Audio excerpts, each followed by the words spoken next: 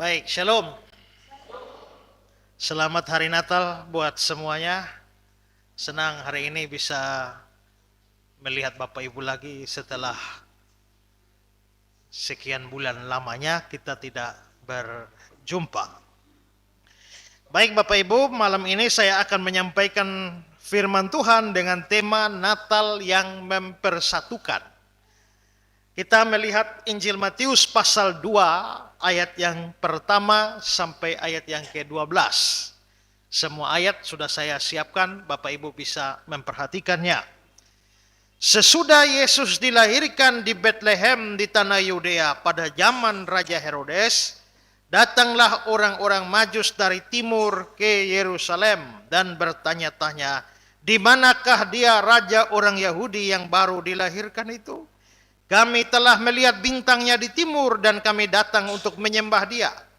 Ketika Raja Herodes mendengar hal itu, terkejutlah ia beserta seluruh Yerusalem. Maka dikumpulkanlah semua imam kepala dan ahli Taurat bangsa Yahudi. Lalu dimintanya keterangan dari mereka di mana Mesias akan dilahirkan. Mereka berkata kepadanya, di Betlehem di tanah Yudea, karena demikian pula ada tertulis dalam kitab Nabi. Dan engkau Betlehem tanah Yehuda, engkau sekali-kali bukan yang terkecil di antara mereka yang memerintah Yehuda, karena daripadamu akan bangkit seorang pemimpin yang akan menggembalakan umatku Israel. Lalu dengan diam-diam Herodes memanggil orang-orang Majus itu dan dengan teliti bertanya kepada mereka bila mana bintang itu tampak. Kemudian dia menyuruh mereka ke Betlehem, katanya, pergi dan selidikilah dengan seksama hal-hal mengenai anak itu, dan segera sesudah kamu menemukan dia, kabarkanlah kepadaku supaya aku pun datang menyembah dia. Setelah mendengar kata-kata raja itu, berangkatlah mereka, dan lihatlah bintang yang mereka lihat di timur mendahului mereka hingga tiba dan berhenti di atas tempat di mana anak itu berada. Ketika mereka melihat bintang itu, sangat bersukacitalah mereka. Maka masuklah mereka ke dalam rumah itu dan melihat anak itu bersama Maria ibunya, lalu sujud menyembah dia. Mereka pun membuka tempat harta benda dan mempersembahkan persembahan kepadanya, yaitu emas, kemenyan, dan mur. Dan karena diperingatkan dalam mimpi supaya jangan kembali kepada Herodes, maka pulanglah mereka ke negerinya melalui jalan lain. Bapak Ibu, kalau kita bicara soal Natal mempersatukan, maka sebenarnya kita secara implisit itu menunjukkan bahwa sebelum Natal terjadi, itu ada sesuatu yang tidak bersatu. Makanya Natal mempersatukan. Dan memang Natal mempersatukan. Pertama-tama Natal mempersatukan manusia dengan Tuhan Allah. Karena Tuhan itu adalah Tuhan yang maha suci, maha kudus, dan manusia itu adalah manusia yang berdosa. Sehingga antara Tuhan yang suci dengan manusia yang berdosa itu tidak bisa bersatu. Ya, sama seperti kalau Bapak Ibu sudah siap-siap mau pergi perjamuan, lalu sudah pakai baju putih, ya, celana putih, sudah putih bersih semua. Tiba-tiba ada anak saudara jatuh dalam lumpur, lalu dia langsung bangun, dia bilang, Bapak. Apa saudara peluk dia? Biar sayang pun tidak peluk kan? Kenapa? Karena nanti bajunya jadi kotor. Jadi rupanya dosa membuat manusia yang berdosa itu tidak bisa bersatu dengan Tuhan Allah yang suci. Tapi Natal, di mana Tuhan Yesus dikirim ke dalam dunia yang nantinya dia mati di atas kayu salib, lalu dengan darahnya dia menyucikan kita, baru kita bisa bersatu dengan Tuhan Allah. Ya, kita semua penuh dosa, tapi kita punya lagu, dosa dapat ditebus hanya oleh darah Yesus. Ya, jadi dengan darah Yesus kita disucikan, maka kita bisa bersatu dengan Tuhan Allah. Maka Natal mula-mula bikin kita bersatu dengan Tuhan Allah. Tapi hari ini saya tidak mau berkhotbah tentang hal itu. Saya mau bicarakan yang kedua, yaitu Natal itu juga menyatukan manusia yang satu dengan manusia yang lain. Karena ternyata saudara, dosa tidak hanya memisahkan antara Tuhan Allah dengan manusia, Tapi dosa juga bisa memecah manusia yang satu dengan manusia yang lain. Dosa bisa memisahkan manusia yang satu dengan manusia yang lain. Karena itu saudara, saya mau bicarakan ini. Hal pertama yang saya mau bicarakan adalah berbagai hal yang memisahkan manusia. Ada banyak hal di dunia ini yang memisahkan manusia yang satu dengan manusia yang lain. Contohnya apa?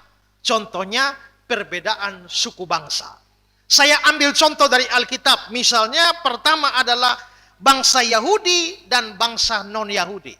Yahudi ini sama dengan orang Israel. Dengan kata lain, ada pemisahan yang begitu ketat antara orang-orang Israel, orang-orang Yahudi dengan semua yang bukan Yahudi. Saudara-saudara, orang Yahudi itu kalau melihat yang bukan Yahudi, itu kira-kira dianggap sama dengan anjing. Makanya Tuhan Yesus pernah pinjam istilah mereka. Lihat Matius 15 ayat 26. Tentang perempuan Kanaan itu, bukan orang Yahudi, Tuhan Yesus bilang, tidak patut mengambil roti yang disediakan bagi anak-anak. Anak-anak itu orang Israel. Dan melemparkannya kepada anjing. Anjing itu adalah bangsa lain. Tuhan Yesus sebenarnya mau menguji perempuan ini. Tapi dia meminjam anggapan umum orang Yahudi. Orang Yahudi melihat bangsa lain yang bukan Yahudi itu sama dengan anjing. Ada seorang ahli Alkitab. Namanya William Barclay. Dia bilang bahwa orang Yahudi itu mempunyai semacam perasaan jijik kepada orang non-Yahudi.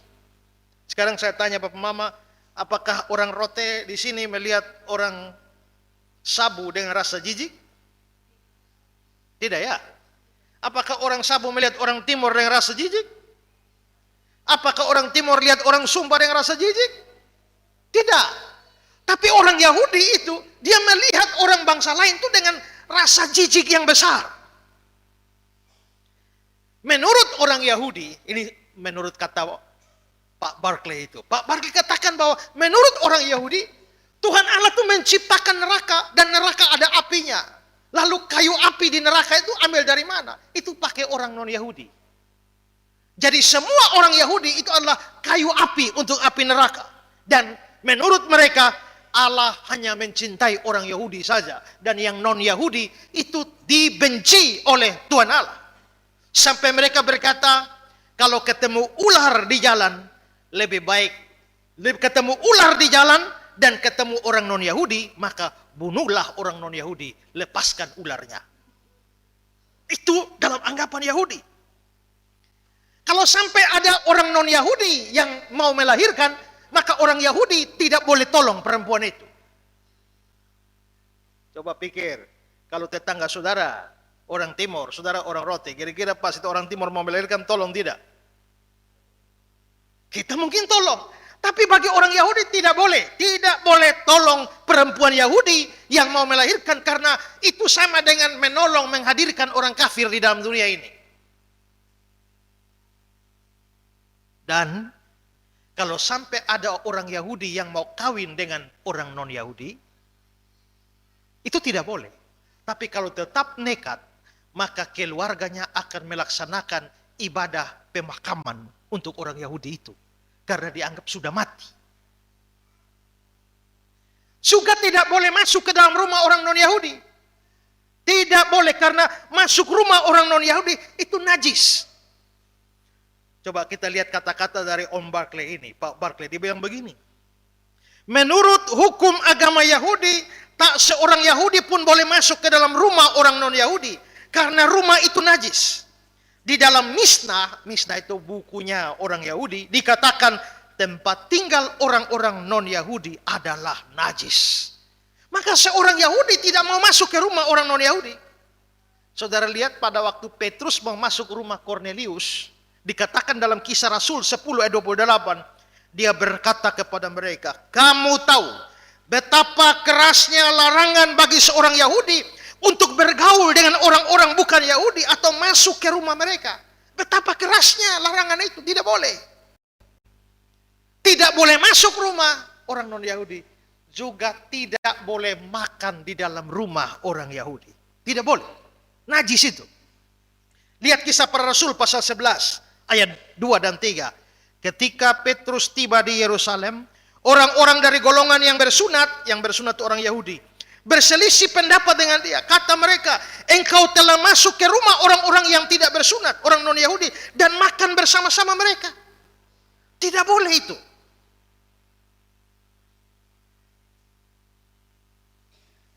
Bahkan, kalau sampai ada orang Yahudi yang pergi ke luar wilayah Yahudi, waktu dia pulang kembali, dia harus cuci kaki sampai bersih. Kenapa? Karena nanti kalau dia tidak cuci kaki, ada debu atau abu dari non-Yahudi melekat di kakinya, masuk di tempatnya orang Yahudi. Dan itu haram. Ya, coba lihat kata-kata dari Pak Barclay. Bagi orang Yahudi, debu yang berasal dari tempat atau jalan orang-orang non-Yahudi dianggap menajiskan. Itulah sebabnya kalau ada orang Yahudi yang masuk kembali ke Palestina dari perjalanan ke negeri asing, mereka akan mengebas-ngebaskan debu yang ada pada kaki mereka sampai benar-benar bersih, agar supaya semua kenajisan dan kotoran dari negeri asing itu bersih dari diri mereka.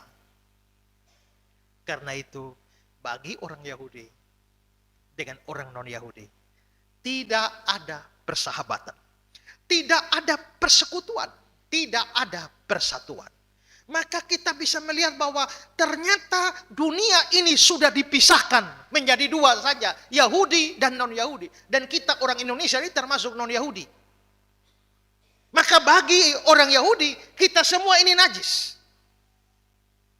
Mereka tidak boleh masuk ke tempat kita, tidak boleh makan dengan kita, tidak boleh bersahabat dengan kita, dan kita tidak lebih daripada seekor anjing. Dan kita ini adalah kayu api untuk api neraka. Itu pandangan Yahudi begitu. Berarti manusia yang satu sudah dipisahkan dengan manusia yang lain gara-gara soal suku bangsa. Itu yang pertama. Kedua, saudara-saudara, ada pemisahan antara laki-laki dan perempuan. Saudara-saudara, orang Yahudi hidup dalam satu budaya. Budaya mereka namanya patrinial. Patrinial itu apa? Itu adalah budaya yang mengutamakan orang laki-laki dan mengabaikan orang perempuan.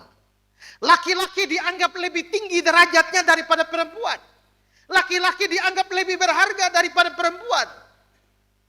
Laki-laki dianggap nilainya lebih tinggi daripada perempuan. Karena itu maka perempuan begitu rendah. Di dalam catatan-catatan penting, nama perempuan tidak boleh masuk. Coba, Bapak Ibu tahu tidak, di dalam Alkitab, bapaknya Abraham nama siapa? Ya? Tera. Mamanya Abraham nama siapa?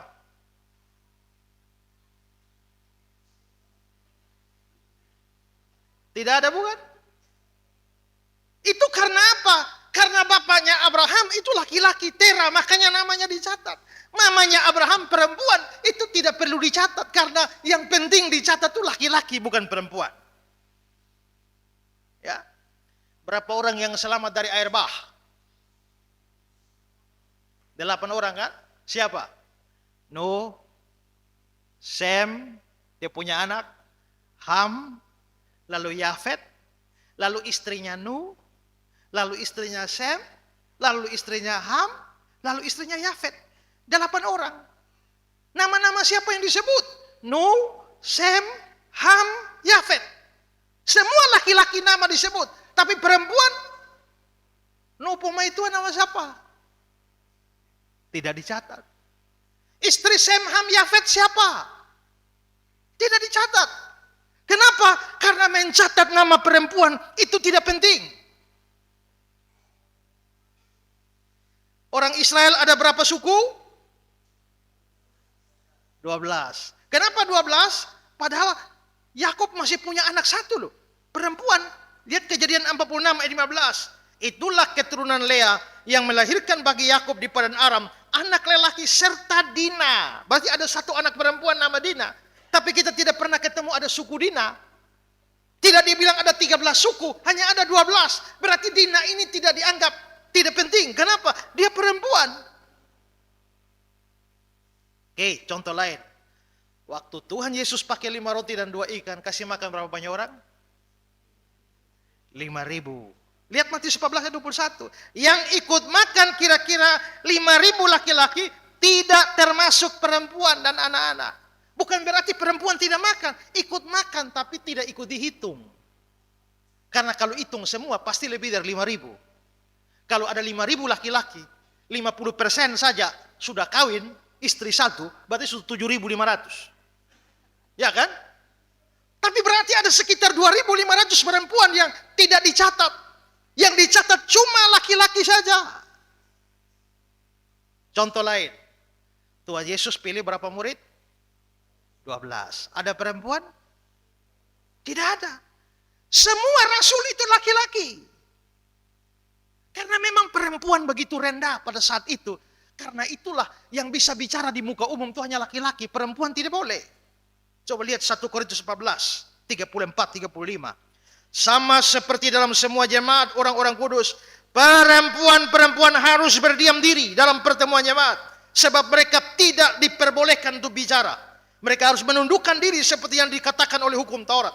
Jika mereka ingin mengetahui sesuatu, baiklah menanyakan kepada suami di rumah. Sebab tidak sopan bagi perempuan berbicara dalam pertemuan jemaat.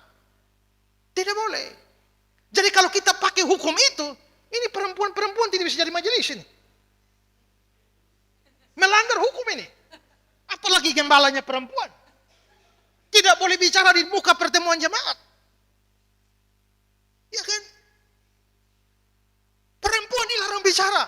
Kalau tidak mengerti, tanya suami di rumah. Kalau suami juga baingau, maka lengkaplah itu penderitaan. Ya? Bahkan saudara-saudara, di bait Allahnya orang Israel, mama-mama tidak bisa duduk gabung dengan bapak-bapak. Tidak. Harus bisa. Di bait Allah itu ada satu balai di bagian kanan dari pintu gerbang. Itu namanya balai perempuan. Perempuan duduk di sana, tidak bisa gabung dengan laki-laki. Coba saya kasih satu kutipan dari namanya Sabda. Pada masa perjanjian baru, para wanita mungkin kurang aktif dalam ibadah di bait suci atau sinagog dari sebelumnya. Walaupun di bait suci ada daerah khusus yang terkenal sebagai halaman untuk para wanita, wanita tidak diperbolehkan untuk memasuki halaman dalam. Sumber-sumber di luar Alkitab menunjukkan bahwa wanita tidak membaca Taurat atau mengucapkan doa-doa di sinagog. Tetapi mereka boleh duduk dan mendengar di bagian khusus untuk para wanita. Sampai-sampai Bapak Mama. Sekarang saya tanya, Nuh punya anak berapa orang? 3 ya. Sem, Ham, Yafet. Yang melahirkan Sem, Ham, Yafet siapa? Istrinya Nuh kan? Yang mengandung istri Nuh, yang melahirkan istrinya Nuh, yang memperanakan mereka istrinya Nuh. Tapi yang dibilang memperanakan di Alkitab siapa? Lihat Kejadian 6 ayat 10. Nuh memperanakan 3 orang laki-laki. Memangnya Nuh yang hamil? Tidak kan? Nuh tidak pernah hamil. Yang hamil istrinya. Tapi tidak dibilang lalu istri Nuh memperanakan. Tidak. Nuh memperanakan. Begitu juga dengan Abraham. Kejadian 25 ayat 19. Abraham memperanakan Ishak. Padahal Sarah yang hamil. Maka biarpun melahirkan pekerjaan perempuan. Tapi perempuan tidak boleh disebutkan. Kenapa? Kelas bawah. Laki-laki kelas atas. Berarti kita sudah lihat ada 2 tembok pemisah. Tembok pemisah pertama adalah antara Yahudi dan non-Yahudi. Tembok pemisah kedua adalah laki-laki dan perempuan. Lalu ada tembok pemisah yang ketiga. Tembok pemisah yang ketiga adalah yang kaya dan yang miskin. Secara umum itu terjadi di seluruh dunia sampai hari ini. Bahwa antara orang yang kaya dan orang yang miskin ada semacam tembok yang memisahkan mereka. Bahkan orang miskin selalu diperlakukan secara tidak baik, secara tidak adil. Di dalam Amsal 18 ayat 23 bilang, orang miskin berbicara dengan memohon-mohon, tapi orang kaya menjawab dengan kasar. Orang miskin memohon-mohon, orang kaya kasar. Tapi kalau sudah miskin lagi, kasar lagi. Memang keterlaluan. Ya kan? Nah, Amsal 19 ayat 4. Kekayaan menambah banyak sahabat, tapi orang miskin ditinggalkan sahabatnya. Orang miskin dibenci oleh semua saudaranya. Apalagi sahabat-sahabatnya, mereka menjauhi dia. Amsal 22 ayat 7, orang kaya menguasai orang miskin. Maka ada tembok yang memisahkan kaya dengan miskin. Orang, harga diri orang dilihat dari dia punya duit berapa banyak. Kalau duitnya banyak, maka dia dianggap bernilai. Ada seorang teman bilang begini, saya harus berusaha jadi kaya. Saya tidak mau miskin. Kenapa? Ya, karena kalau orang kaya, begitu dia keluarkan kata-kata dari mulutnya, biar bau, tapi terasa wangi. Tapi orang miskin biar wangi bagaimanapun juga terasa bau, bau buruk. Orang dipisahkan dengan itu. Satu hari ada seorang bapak namanya Nasruddin. Dia ikut pesta. Menghadiri sebuah pesta. Dia dikasih undangan. Waktu dia masuk di ruang pesta, dia pakai baju yang biasa-biasa saja. Baju orang miskin. Lalu begitu sampai di muka halaman mau masuk begini, penjaga bilang, "Hei, stop dulu. Mana undangan?" Dia bilang, "Ini undangan, ada." Lalu ini petugas lihat dia dari ujung kaki, ujung kepala sampai lihat, ini manusia pakaian jelek. Biar ada undangan, tidak boleh masuk. Dia bilang, "Tapi saya dapat undangan, pokoknya tidak boleh masuk." Maka dia tidak bisa kasih masuk. Lalu Nasruddin pulang ke rumah, dia ambil baju yang paling bagus, lalu dia pakai. Dia kembali lagi ke itu pesta. Waktu dia kembali ke itu pesta, penjaga lihat dia dan penjaga bilang, "Silakan masuk Bapak." Maka Nasruddin heran, kenapa tadi saya dilarang masuk, sekarang disuruh masuk? Tadi dilarang masuk karena baju saya jelek. Sekarang disuruh masuk karena baju saya bagus. Oh, berarti dong terima di sini gara-gara baju. Maka begitu pesta berjalan, tiba saatnya makan. Begitu semua orang sudah duduk di kursi, di meja mau makan, tiba-tiba Nasruddin angkat ini kursi satu, dia taruh di meja, di atas itu ada makan. Lalu setelah itu dia buka baju, dia taruh di atas kursi, baru dia bilang, "Weh baju, makan sudah. Sekarang baju makan saja, karena mereka menghormati kau, bukan saya." Berarti orang lebih menghormati baju daripada manusia. Maka antara kaya dan miskin itu ada gapnya, ada tembok yang memisahkan. Yang keempat, antara pintar dan bodoh, bijak dan orang awam. Maka sama saja, seperti orang miskin direndahkan orang kaya, begitu juga orang bodoh direndahkan oleh orang miskin. Direndahkan oleh orang pintar. Saudara-saudara, waktu saya kuliah di sekolah teologi, ada satu kawan yang, ya kalau mau saya nilai secara jujur, sepertinya secara akal akademik, kuliah ini parah-parah, kalau tidak mau dikatakan bodoh. Lalu saudara-saudara, tapi saya berkawan dekat dengan teman yang bodoh ini. Satu hari, teman yang bodoh ini kasih tahu saya bahwa dia ada naksir satu nona cantik sana. Maka dia tolong saya. Dia bilang, "Kak Esra, bisa kasih tahu itu nona kan? Titip salam buat dia, saya mau dengan dia." Waktu saya pikir begini, saya bilang, "Wih, ini kayaknya berat." Ya. Kemungkinan untuk diterima ini susah itu ya. Tapi karena dia minta tolong sebagai teman, akhirnya saya kasih tahu, saya panggil ke nona. Ya, kawan satu yang di sana itu yang nama ini itu, dia bilang dia mau dengan lu. Ya, lu mau kok? Saya pikir pasti ditolak. Tapi tiba-tiba itu nona bilang, "Kakak, kasih tahu dia, beta mau." Weh, senang, ya toh? "Kakak kasih tahu dia, beta mau, beta juga mau." Kasih tahu dia, beta mau muntah.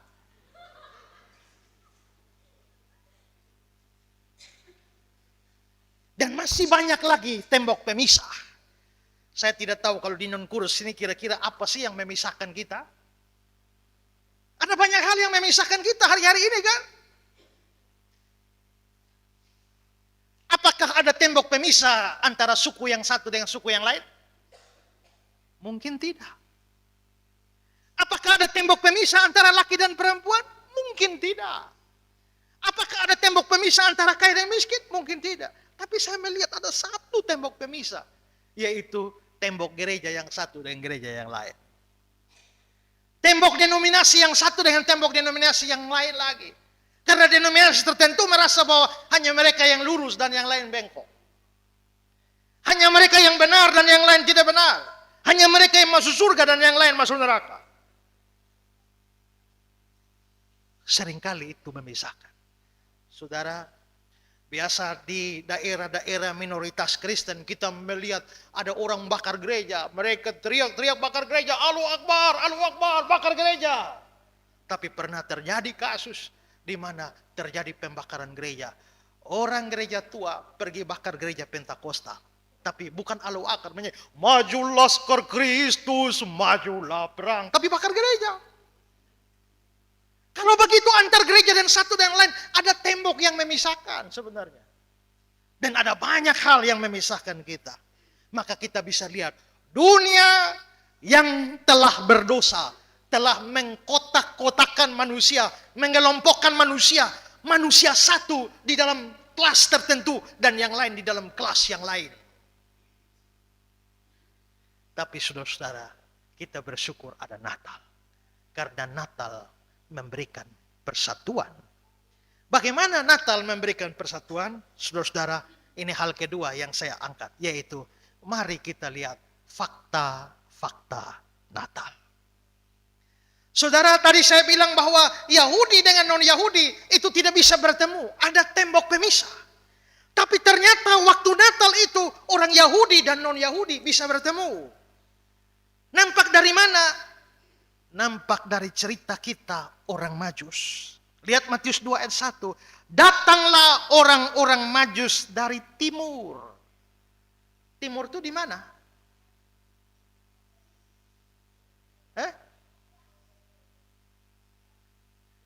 Atambua? Dili? Bukan. Timur dari Yerusalem.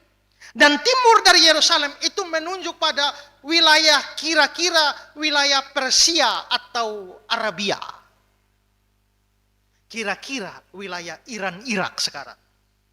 Atau wilayah Arab. Itu berarti orang Majus ini bukan orang Yahudi. Bukan orang Israel. Ini orang dari luar Israel. Orang Arabia atau Persia atau orang Babylon. Tapi pada waktu Natal itu, ayat 11, maka masuklah mereka orang-orang Majus yang bukan orang Yahudi itu ke rumah itu dan melihat anak itu, Yesus dan Maria ibunya. Yesus dan Maria ibunya secara manusia, Yesus itu lahir sebagai orang Yahudi. Kalau begitu waktu Natal itu dunia sebelumnya memisahkan Yahudi dan non-Yahudi. Tapi waktu Natal itu kita bisa melihat non-Yahudi dan Yahudi itu menjadi bertemu. Saudara lihat juga di dalam silsilah Tuhan Yesus ada dua orang non-Yahudi muncul di sana. Matius 1 ayat 5. Salmon memperanakan Boas dari Rahab. Rahab itu orang apa? Bukan orang Yahudi. Rahab itu perempuan Kanaan. Boas memperanakan Obed dari Rut. Rut itu dari mana? Itu orang Moab. Sekarang Yordania. Maka Rahab dan Rut itu bukan orang Yahudi. Tapi gara-gara Tuhan Yesus lahir, silsilah mereka masuk dua orang non-Yahudi di dalam silsilahnya. Kalau begitu kita bisa melihat, memang dunia memisahkan Yahudi dan non-Yahudi. Tapi kelahiran Yesus mempersatukan Yahudi dan non-Yahudi. Kedua, laki-laki dan perempuan bertemu. Tadi saya bilang bahwa dalam catatan-catatan resmi perempuan tidak ada. Menariknya di dalam silsilah Tuhan Yesus muncul nama perempuan. Matius 1 ayat 5 dan 6. Pertama ada Rahab perempuan. Kedua ada Rut perempuan. Dan ayat 6. Daud memperanakan Salomo dari istri Uria. Istri Uria perempuan. 3 orang perempuan masuk. Lalu Matius 1 ayat 16. Yakub memperanakan Yusuf suami Maria. 4 orang perempuan masuk dalam catatan resmi.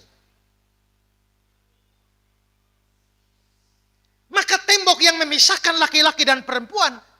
Gara-gara Natal itu dihancurkan. Dan sekarang laki-laki dan perempuan bisa berdiri sama tinggi. Dan sama berharganya.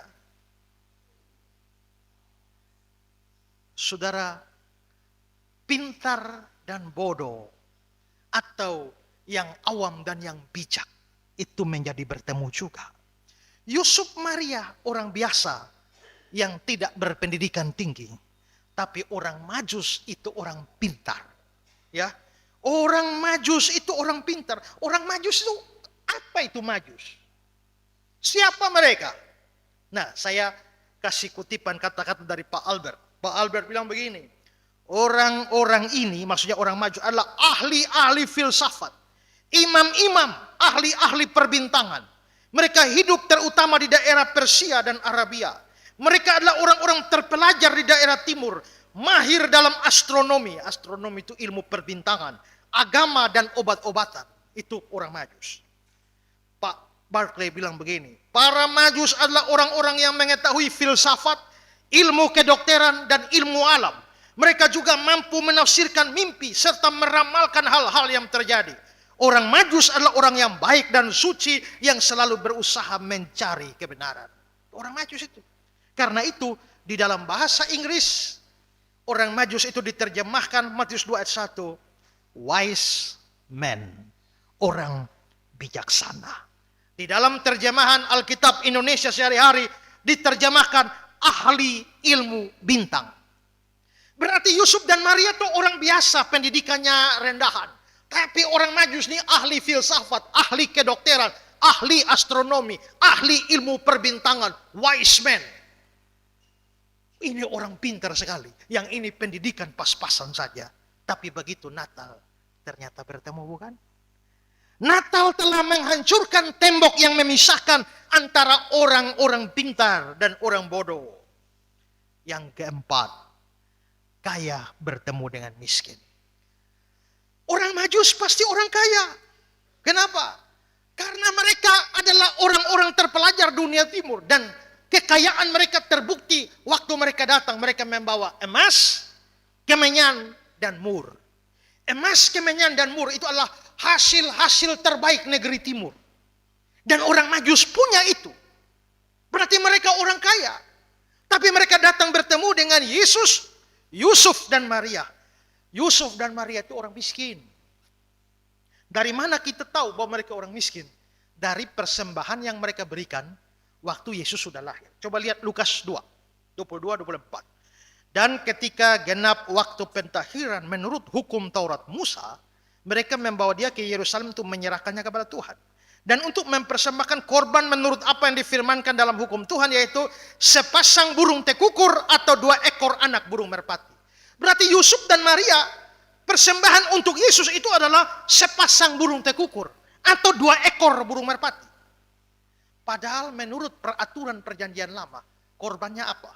Lihat Imamat 12. Bila sudah genap hari pentahirannya, maka untuk anak laki-laki atau anak perempuan harus dibawanya seekor domba berumur 1 tahun sebagai korban bakaran dan seekor anak burung merpati atau burung tekukur. Ya. Nah, sebagai korban penghapus dosa ke pintu pertemuan dengan menyerahkan pada imam. Lihat ayat 8. Tetapi jika ia tidak mampu menyediakan seekor kambing atau domba, jadi mestinya korbannya tuh kambing atau domba. Tapi kalau orangnya tidak mampu, orangnya miskin, maka harus dia mengambil 2 ekor burung tekukur atau 2 ekor burung merpati. Yang kaya kasih kambing domba, yang mampu kasih kambing domba. Yang miskin kasih burung tekukur saja.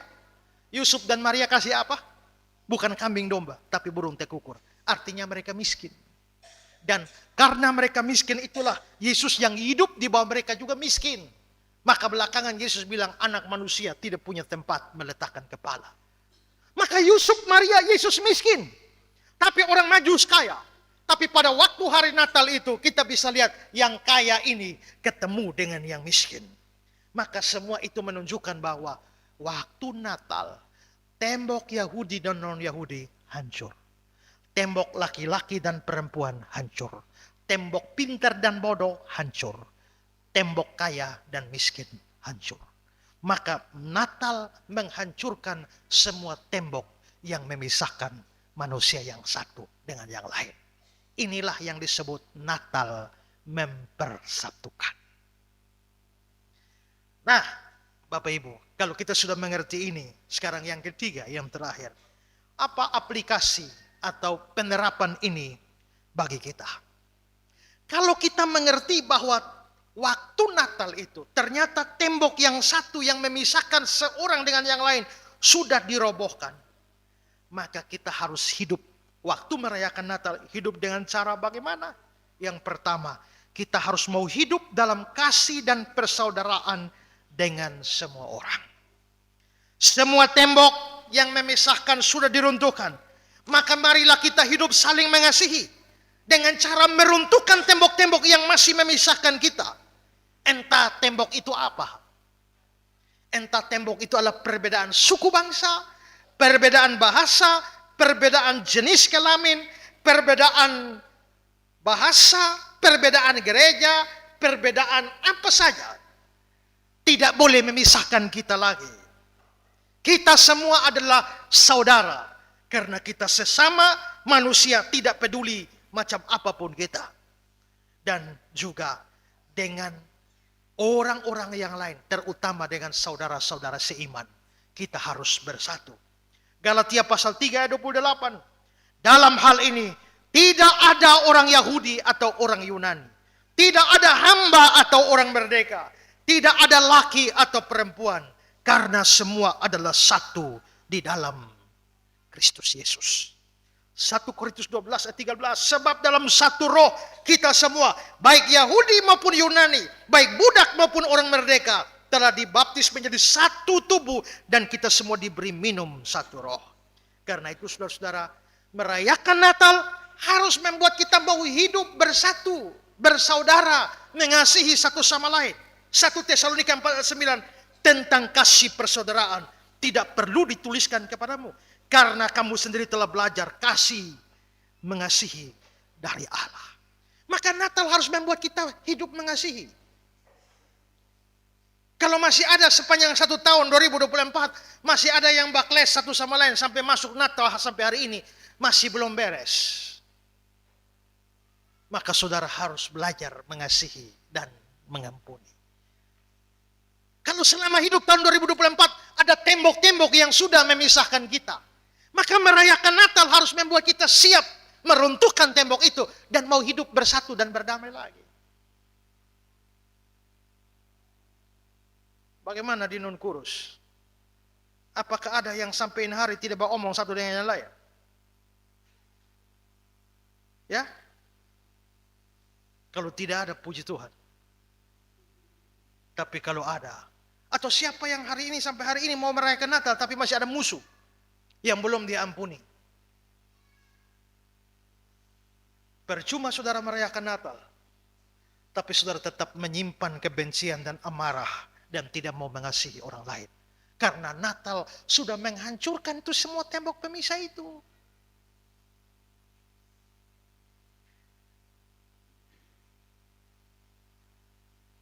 Yang kedua, spirit semangat Natal harus membuat kita hidup tidak boleh menghina orang lain. Walaupun ada yang miskin, walaupun ada yang bodoh, walaupun tidak sama dengan kita, tapi karena tembok itu sudah diruntuhkan, kita tidak boleh menghina siapapun. Seringkali dan tanpa kita sadari dalam hidup hari lepas hari, kita mengeluarkan kata-kata yang menghina dan melecehkan orang lain, membuli orang lain. Peristiwa yang terjadi beberapa waktu yang lalu, ada seorang anak yang terjun dari lantai berapa itu bunuh diri. Kenapa? Karena setiap hari hanya dibuli saja di sekolah.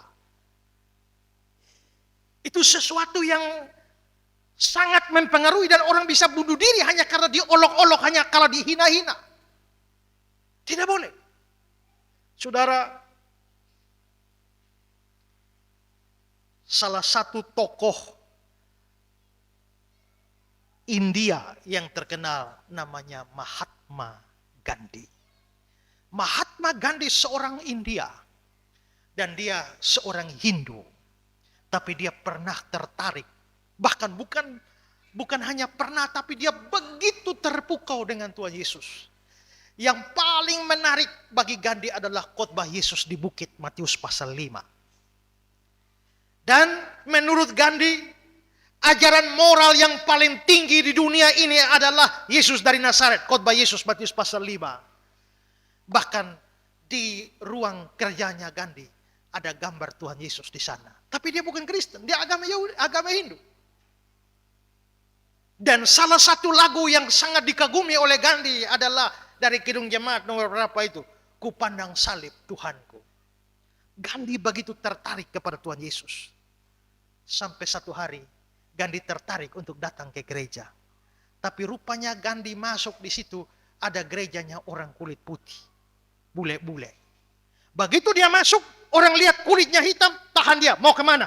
Mau ibadah, mau dalam gereja. Dia bilang, kamu tidak boleh masuk gereja ini. Karena ini gereja orang kulit putih. Kamu pergi di pojok sana, ada gereja kulit hitam. Masuk di sana.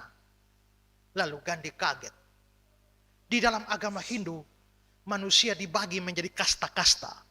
Tingkatnya tinggi, rendah, dan seterusnya. Saya kira saya masuk ke Kristen. Semua sama rata. Tapi ternyata, kalau Kristen juga mengenal kasta, mengapa saya harus meninggalkan Hindu?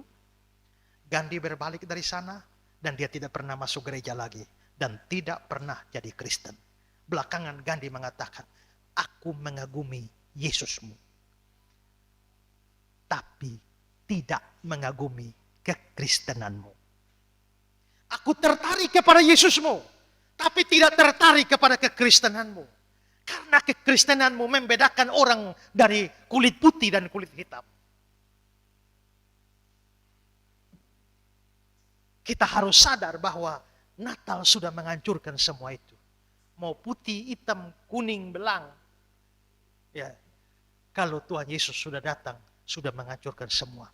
Maka kita harus mau menerima semua orang apa adanya dan hidup bergandengan tangan bersatu dengan orang lain. 1 Petrus 1 ayat 22, nats pembimbing.